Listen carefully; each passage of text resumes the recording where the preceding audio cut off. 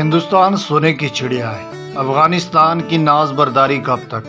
افغانستان واحد ملک تھا جس نے اقوام متحدہ میں پاکستان کی مخالفت کی تھی۔ سینکڑوں کلومیٹر طویل سرحد، کلاشنکوف کلچر، کادا پیتا لائے دا، باقی احمد شاہ دا، طالبان حکومت کا قیام، قتل و غارت، بدامنی، خاک و خون کا کھیل۔ السلام علیکم، آپ دیکھ رہے ہیں میرا یوٹیوب چینل تاریخ ناک اور میں ہوں تبسم جلالوی۔ آج کے تاریخ ناک میں آپ کو افغانستان کی مختصر تاریخ کے بارے میں دلچسپ حقائق سے روشناس کرانا مقصود ہے، لیکن تفصیل پر جانے سے پہلے اگر ابھی تک آپ تاریخ ناک کے سبسکرائبر نہیں ہیں تو پہلے چینل کو سبسکرائب کریں اور پھر اس کی بیل آئیکن کو پریس کیجیے گا۔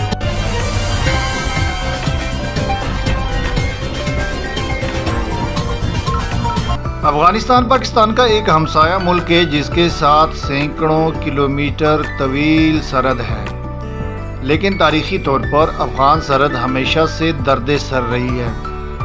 کچھ دوستوں کا یہ خیال ہے کہ پاک افغان تنازعات کی تاریخ 1979 سے شروع ہوتی ہے، لیکن حقیقت یہ ہے کہ برصغیر اور افغانستان کے مابین جنگ و جدل کا سلسلہ تقسیم ہند سے بھی پہلے کا جاری ہے۔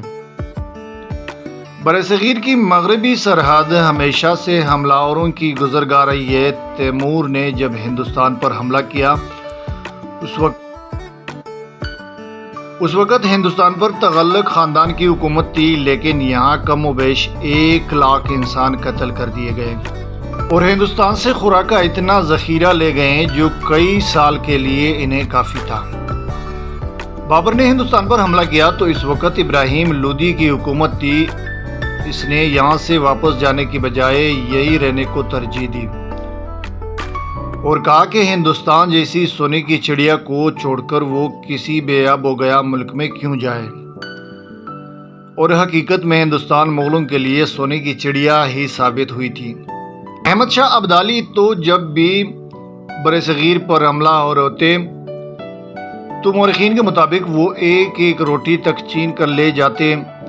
تب کے متحدہ پنجاب میں یہ محاورہ معروف تھا، کادا پیتا لائے دا، باقی احمد شاہ دا، یعنی باقی سب کچھ احمد شاہ لوٹ کے لے جائے گا، ہمیں صرف وہی بچے گا جو ہم کھا لیں گے۔ برصغیر میں جب بھی کوئی فصل پکنے کا وقت آتا تو مغربی سرحد سے کوئی نہ کوئی حملہ اور آتا اور پکی پکائی فصل لوٹ کر چلا جاتا۔ 1947 میں جب پاکستان نے ایک آزاد ریاست کے طور پر جنم لیا تو دنیا کے نقشے پر افغانستان واحد ملک تھا جس نے اقوام متحدہ میں پاکستان کی مخالفت کی تھی۔ قیام پاکستان کے بعد افغانستان میں بھی کئی انقلاب آئے۔ 50 کی دہائی میں سوشلسٹ انقلاب آیا جسے انقلاب سور بھی کہا جاتا ہے، اور نور محمد ترگئی کی حکومت قائم ہوئی۔ یہ روس نواز حکومت تھی جس نے ہمیشہ پاکستان میں عدم استحکام پیدا کرنے کی کوشش کی۔ نور محمد ترگئی کے بعد حفیظ اللہ امین سربراہ مملکت بنے تو سوویت یونین کو مذہبی بغاوت کے خطرات کی بو آئی۔ اس نے اپنی فوجیں افغانستان میں داخل کر دی۔ ایک خوفناک جنگ کے بعد حفیظ اللہ امین مارا گیا اور سوویت حمایت یافتہ ببرک کارمل افغانستان کا حکمران بنا۔ یہ وہ وقت تھا جب افغانستان کے معاملات میں پاکستان کا عمل 1979 میں افغان دخل شروع ہوا۔ عوام نے سوویت یونین کے خلاف مزاحمت کا آغاز کیا۔ پاکستانی حکومت اور عوام نے ان کی بھرپور مدد کی، اپنی سرحدیں ان کے لیے کھول دی۔ ایران کے برعکس انہیں نہ صرف پاکستان میں ہر جگہ اپنے قدم جمانے کا موقع دیا بلکہ کئی کاروباروں پر افغانوں کا تسلط قائم ہو گیا۔ اس افغان جنگ کے نتیجے میں پاکستان کی سماجی زندگی شدید متاثر ہوئی۔ ملک میں کلاشنکوف کلچر عام ہوا۔ بڑی طاقتوں نے اپنے مفادات کے تحفظ کے لیے پاکستان کو میدان جنگ بنا لیا۔ اسی جنگ کے دوران پاکستان میں پہلی مرتبہ دہشت گردی کی اصطلاح متعارف ہوئی۔ یوں افغانوں کی مدد کرتے کرتے ایک ہنستا بستا پاکستان بارود کا ڈھیر بن کر رہ گیا۔ طالبان حکومت کا قیام، 9/11 کے بعد کی جنگ اور پاکستان میں بدامنی، انفراسٹرکچر کی تباہی، دہشت گردی کو فروغ، ایسی تاریخی حقیقتیں ہیں جنہیں جھٹلایا نہیں جا سکتا۔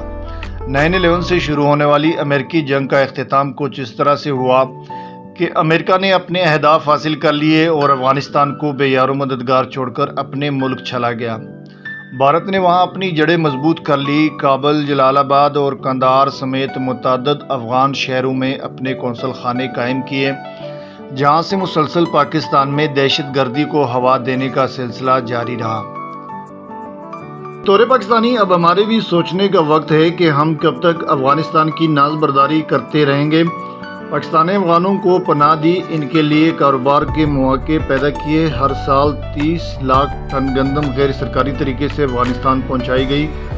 صرف گندم پر ہی کیا موقوف چاول، چینی، گھی، خوردنی تیل، آلو، پیاز، جوس، مالٹے، نمک، مرچیں اور سینکڑوں غیر زرعی اشیاء پاکستان سے ان تک پہنچائی جاتی رہی۔ قطر میں مذاکرات کے لیے سہولت کاری کی، افغانستان سے غیر ملکی افواج کے انخلاء کے لیے لاجسٹک امداد فراہم کی۔ اس بدلے میں پاکستان کو کیا ملا؟ قتل و غارت، بدامنی، خاک و خون کا کھیل۔ اب افغانستان میں موجودہ طالبان حکومت کا قیام ہو چکا ہے، جس میں افغانستان استحکام اور خوشحالی کی طرف بڑھ رہا ہے۔ ایسے میں چاہیے کہ پاکستان میں برسوں سے موجود افغان پناہ گزینوں کو اب اپنے ملک چلے جانا چاہیے، تاکہ پاکستان پر سے بوجھ ہلکا ہو سکے اور ساتھ ان کے وہاں شفٹ ہونے سے افغانستان بھی مستحکم ہوگا۔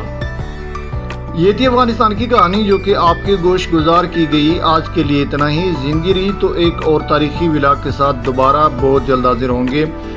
اگلی ولاگ تک مجھے دینی ہوگی اجازت، اور تب تک اپنا بہت سارا خیال رکھنا ہوگا۔ انشاءاللہ پھر ملیں گے۔ اللہ حافظ، فی امان اللہ۔